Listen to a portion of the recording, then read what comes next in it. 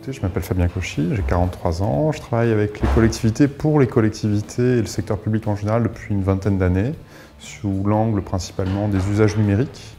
Et j'ai fondé il y a 3 ans et demi une société qui s'appelle Metapolis. On accompagne les projets de transition numérique des territoires et on essaye d'accompagner la transformation des politiques publiques et des services urbains à l'ère du numérique. Effectivement, on parle de smart city, de ville intelligente, de territoire intelligent, parfois de ville ouverte. La société est transformée par le numérique au sens large. Et évidemment, en fait, les territoires, les services urbains, les services publics sont aussi transformés par à la fois ces technologies et les usages et les pratiques qui en découlent.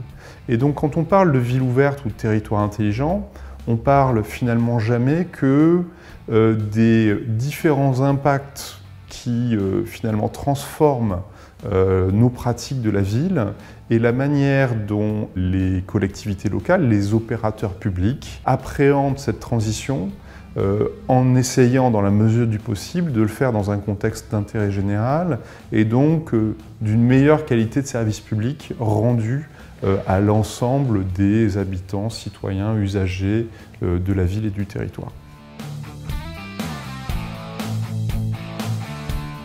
L'immobilier, c'est un élément qui est effectivement fondamental. La ville, la smart city, la cité, c'est l'endroit où on vit.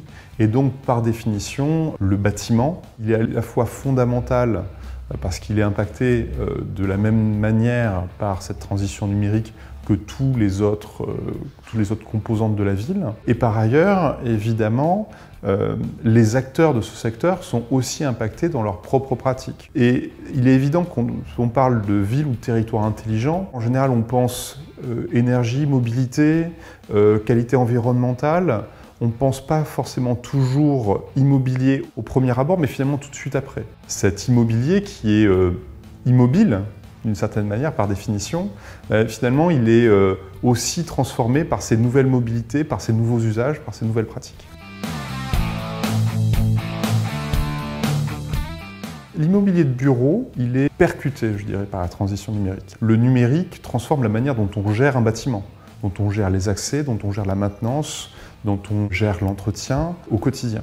Il est aussi transformé par le numérique dans la manière où on le conçoit, où on le repense. Parce qu'on pense évidemment aux technologies comme le BIM, qui vont penser à la fois le projet de construction, d'aménagement et d'entretien de ce bâtiment. On va penser à la gestion technique du bâtiment qui permet de manager le bâtiment grâce au numérique de manière plus efficiente au quotidien. Et puis évidemment, on pense aussi à la manière dont le bâtiment s'intègre dans l'ensemble des réseaux urbains de la collectivité et du territoire. On va penser au smart parking, on va penser aux usages numériques au sein même du bâtiment, mais on va penser aussi aux nouvelles formes d'énergie. Le bâtiment peut être un bâtiment à énergie positive, il peut produire sa propre énergie, il peut réalimenter le réseau, il peut avoir son stockage énergétique, et ça peut être lié d'ailleurs au smart parking, et il s'intègre finalement dans un réseau de mobilité et des réseaux plus globaux qui sont eux-mêmes digitalisés. Et donc en fait, le bâtiment, c'est un tout en soi, mais c'est aussi une composante, une brique de Lego dans un ensemble un peu plus global de la ville. Ça, c'est la première chose.